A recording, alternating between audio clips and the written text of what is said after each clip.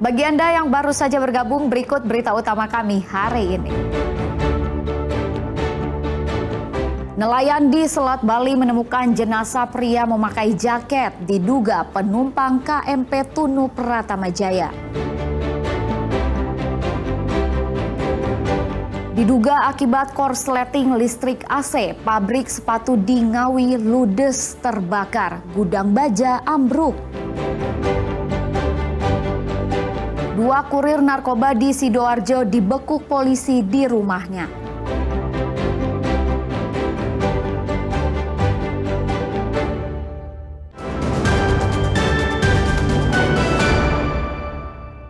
Kebakaran hebat melanda sebuah pabrik sepatu di Ngawi. Besarnya kobaran api menyebabkan bangunan gudang yang terbuat dari baja ambruk. 2 petugas keamanan terluka akibat peristiwa ini.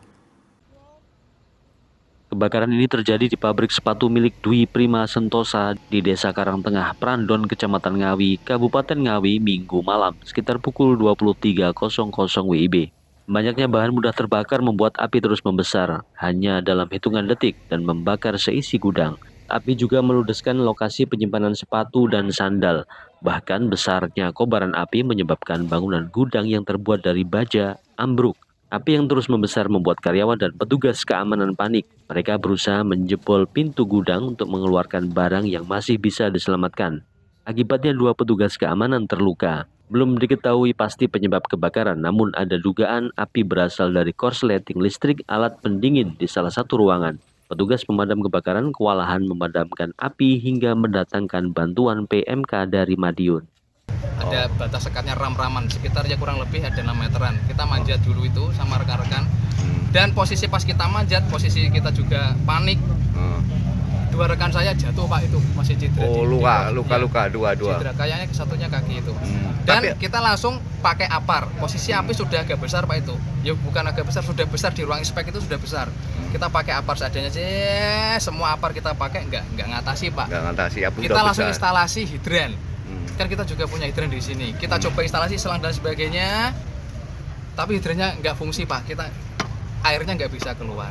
Gedung 2 sudah hancur ini ya, udah kebakar dan udah apa ini?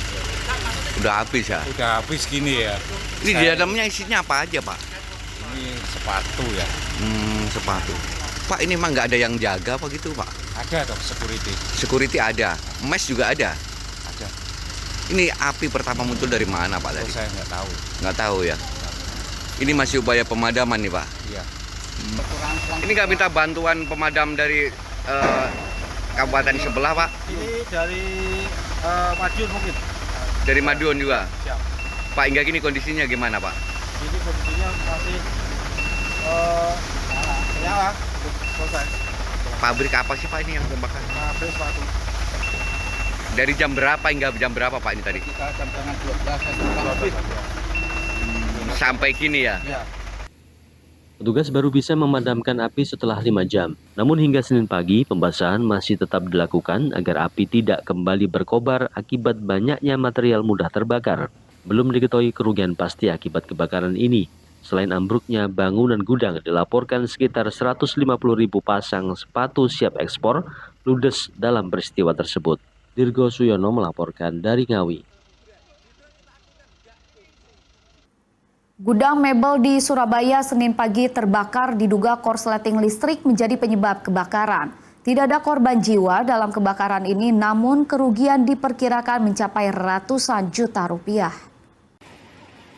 Warga Jalan Menur Gang 4 Surabaya Senin subuh dikejutkan dengan kebakaran yang terjadi di gudang mebel milik Kue Kus Aming. Banyaknya bahan mudah terbakar yang ada di dalam gudang menyebabkan api dengan cepat membesar dan membakar seluruh bagian gudang. Petugas pemadam kebakaran damkar dari Dinas Pemadam Kebakaran dan Penyelamatan DPKP Kota Surabaya yang datang ke lokasi kejadian melokalisir api agar tidak merembet ke rumah warga. Kebakaran yang diduga disebabkan korsleting listrik ini sempat menjalar dan membakar sebagian atap rumah kos yang ada di samping gudang. Kita terjunkan 9 unit air ya, sama 4 unit rescue. Dan alhamdulillah jam 3.50-an sudah APB ya, artinya teman-teman sudah cepat berhasil ngeblok, karena dengan api besar itu kalau nggak kita blok kan merembet ke kanan kiri ya. Untungnya bisa diblok arah jam 3, jam 9, jam 12 aman. Cuma ada kamar sebelah itu yang teman-teman tidak perhatikan, ada api yang tersembunyi. Jadi ada bara jatuh ke kos sebelah, kena kasur, tapi hanya satu kamar aja yang terimbas ya. Untungnya tidak merembet ke semuanya. Ya kesulitannya karena ini gudang mebel yang terbakar, jadi mudah terbakar ya. Jadi untungnya kita terbantu dengan sumber air dekat dengan lokasi, dari sungai kita sedot, jadi unit tidak perlu mondar-mandir, tapi memang karena luasnya ya 10 kali 25 yang terbakar, jadi memang perlu waktu untuk pemadaman, untuk pembasahan dan pendinginan. Kebakaran berhasil dipadamkan setelah DPKP Kota Surabaya mengerahkan 13 unit kendaraan damkar. Tidak ada korban jiwa dalam kebakaran ini, namun kerugian diperkirakan mencapai ratusan juta rupiah. Dari Surabaya, Arif Purwanto melaporkan. 2 kurir sabu-sabu dibekuk anggota Sat Narkoba Polresta Sidoarjo diringkus di rumahnya. Saat dibekuk polisi, kedua pelaku kedapatan tengah mengkonsumsi sabu-sabu dan sedang menyiapkan paket sabu siap kirim.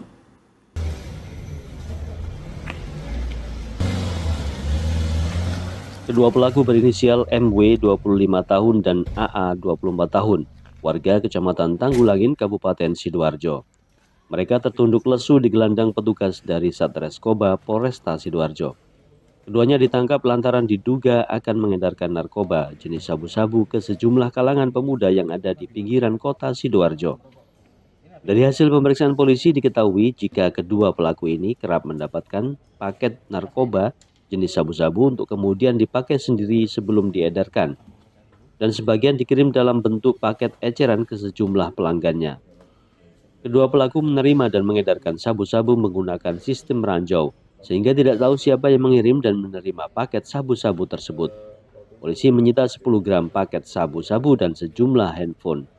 Awalnya kita mendapatkan laporan informasi, lalu kita telusuri dan kita amankan yang bersangkutan pada saat berada di rumahnya, ya sedang menggunakan narkoba, dan selanjutnya akan mengedarkan narkoba yang diambil pada paket ranjauan tersebut.